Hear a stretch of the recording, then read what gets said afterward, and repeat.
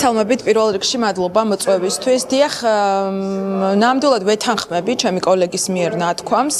იქიდან გამომდინარე, რომ ნოემბერი-დეკემბრის პერიოდში ოცნების მხრიდან მოხდა დანაშაული, რომელიც თვითონ აღიარეს ბატონმა კობახიძემ საკუთარ სიტყვაში და ასევე შემდეგ მათ მიერ გაჟღერებული ურთიერთგამომრიცხავი ვერსიები იმასთან დაკავშირებით, რომ წყლის ჭალში იყო გარეული რაღაც ნივთიერება, ქიმიური ნივთიერება, შესაბამისად მათ დაადასტურეს საკუთარი მხრიდან დანაშაულის არსებობა და ახლა გაურბიან ამ დანაშაულს, ცდილობენ რომ დამალონ და რა თქმა უნდა ბუნებრივია რომ საგამოძიებო კომისიის შექმნა ბუნებრივად მიგვიყვანს იმასთან, რომ დაისმევა კითხვა ისევ და ისევ 20 ივნისთან დაკავშირებით. იქიდან გამომდინარე, ჩვენ გვაქვს სტრასბურგის სასამართლოს გადაწყვეტილება, რომელიც გაჟღერდა ამ კვირაში და ეს არის ძალიან მნიშვნელოვანი, იმიტომ რომ ამ ყველაფერმა გააჩინა ახალი სივრცე,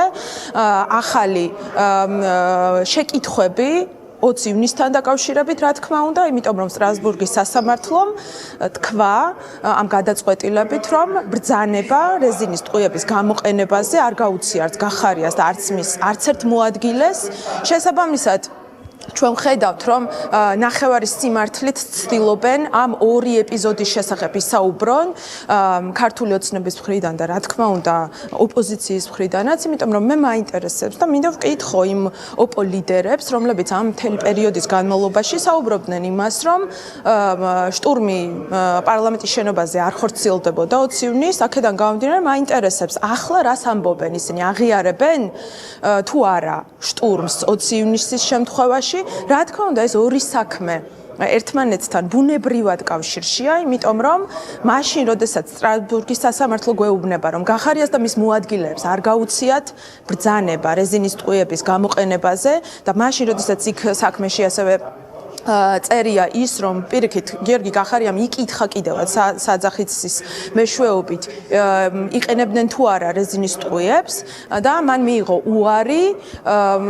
შესაბამისად ეს ყველაფერი ასახული არის სტრასბურგის გადაწყვეტილებაში, რომელიც ძალიან მნიშვნელოვანი მდგენელია ამ საქმის მიმართულებით და აქაც ქიმიური ნივთიერების გამოყენების საქმეშიც და BBC-ს საგამოძიებო სიუჟეტში ძალიან ბევრი კითხვა დარჩა უპასუხოთ, რა თქმა უნდა ეს ჩვენს მოსახლეობას აწუხებს.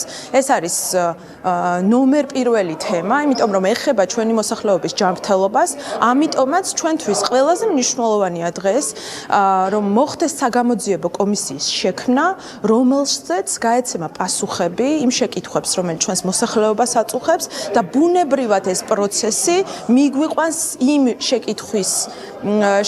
შეკითხვასთან, რომელიც არის ვინ გასცა ბრძანება 20 ივნისს და ასევე შეკითხვები, რომელიც ქიმიური ნივთიერების გამოყენებასთან დაკავშირებით არსებობს, ეს არის ვინ გასცა ბრძანება ქიმიური ნივთიერების გამოყენებაზე, იცოდა თუ არა ამ ბრძანების შესახებ.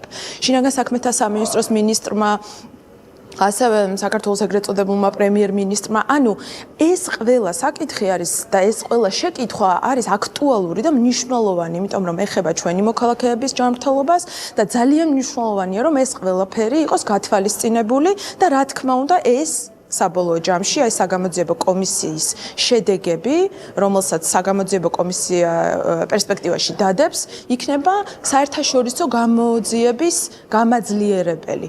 იქიდან გამომდინარე, რომ ჩვენს არსებულ საგამოძიებო უწყებებს არ აქვს ნდობა, აქედან გამომდინარე მნიშვნელოვანი არის, რომ საერთაშორისო გამოძიება შედგეს ამასთან დაკავშირებით და პასუხები გაეცეს ყველა შეკითხვას.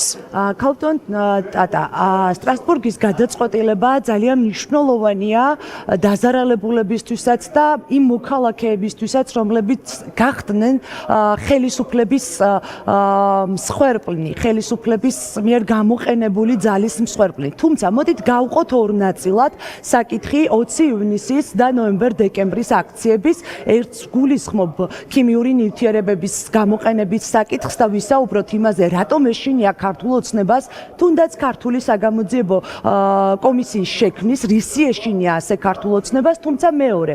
ვინ გასცა ბრძანება, როდესაც ამბობთ ამ კითხვას გაეცემა პასუხი, ამ კითხვაზე პასუხი თავად გიორგი გახარიას, რომელიც შინაგან საქმეთა მინისტრი იყო, არ აქვს. იცით ძალიან რთულია რომ ესე ჩვენ ვისაუბროთ, იმიტომ რომ ეს არის მთელი პროცესი, რომელიც ამდენი ხნის განმავლობაში მიმდინარეობს, გამოძიება და სტრასბურგის გადაწყვეტილებაში ისიც არის ნათქვამი, რომ პირველი წელიწადნახევრის განმავლობაში ეს გამოძიება ეფექტურად მიმდინარეობდა და შემდეგ უკვე დაირღვა ის სხვადასხვა საკითხები, რომელიც მოხსენიებულია სტრასბურგის გადაწყვეტილებაში.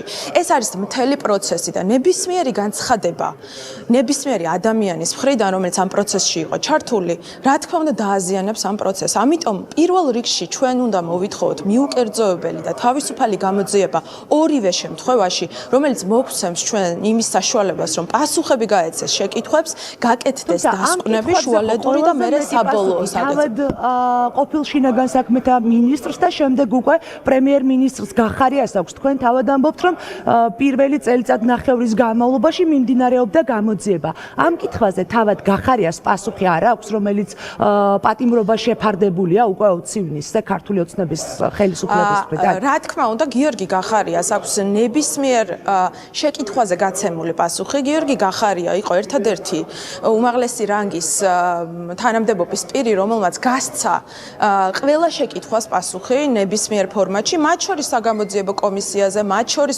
საქართველოს გენერალურ პროკურატურაში არსებულ გამოძიებაში მაშინ.